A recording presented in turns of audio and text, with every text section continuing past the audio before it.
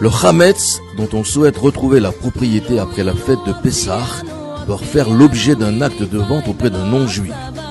Cette vente peut se faire en ligne par l'intermédiaire du grand rabbin de Paris.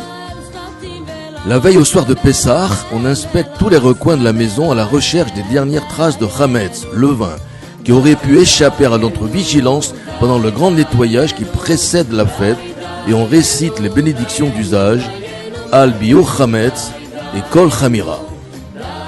Le matin avant la fête, Biur Chametz, destruction du levain, avec nouvelle récitation de la prière Kol Chamira. Le Shabbat qui précède Pessah est appelé Shabbat Agadol, le grand Shabbat. Parmi les explications, la Haftara du jour tirée du prophète Malachi se conclut par l'annonce du grand jour de l'Éternel. Nous nous attablons en nous préparant à suivre le Seder, à savoir l'ordre des différentes étapes de cette soirée festive. Le Seder est l'occasion de transmettre le récit de la sortie d'Égypte qui est au fondement du peuple juif. C'est une mitzvah de le raconter à ses enfants et de propager ainsi la tradition de génération en génération. Sur la table, le plateau du Seder contient généralement 3 matzot, pain de pauvreté, placés l'une sur l'autre. L'œuf, en mémoire de la destruction du temple, l'os d'agneau qui rappelle l'agneau pascal, le maror, laitue amère, le karpas, céleri, cerfeuil, persil, l'eau salée ou vinaigre, où est trempé le karpas, et le charoset, mélange de noix, dattes, amandes, cannelle, accommodé avec du vin. Kadesh, sanctifie, première coupe de vin.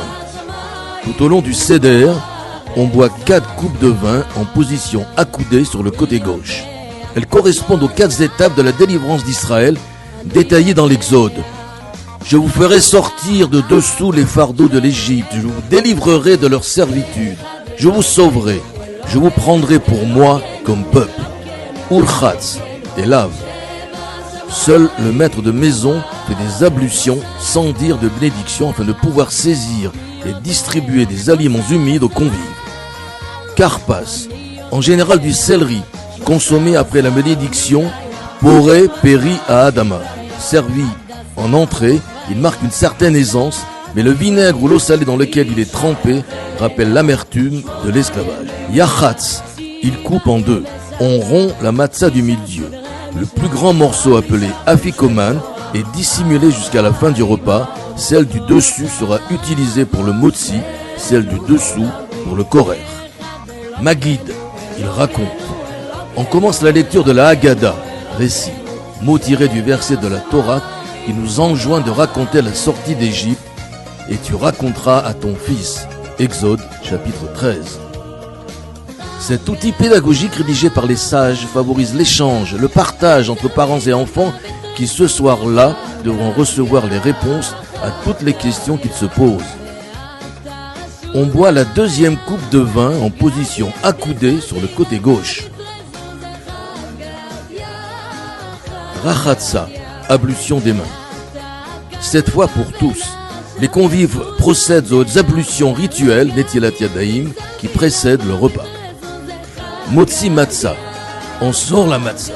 On saisit la matzah du dessus et la demi-matzah du milieu et on récite la bénédiction du motzi que l'on fait toute l'année sur le pain et en plus la bénédiction réservée à la matzah du Seder, Al Achilat Matzah. Chaque convive reçoit un morceau des 2 matzot. Maror, herbe amère qui rappelle la servitude de l'esclavage, est trempé dans le charoset. D'une grosseur minimum d'une olive, il est distribué à tous les présents. Korer, sandwich.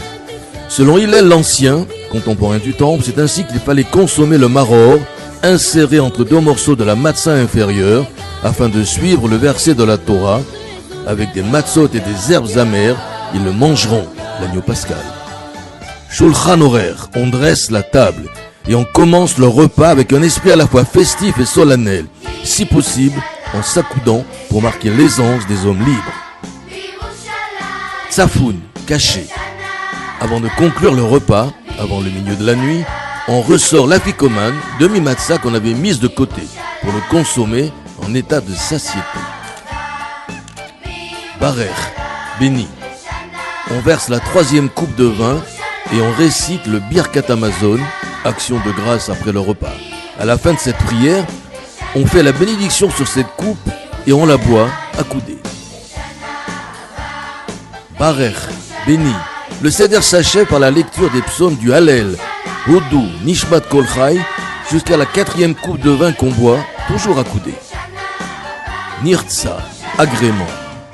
On conclut la soirée par la formule « La cérémonie du Seder dans les formes prescrites est terminée.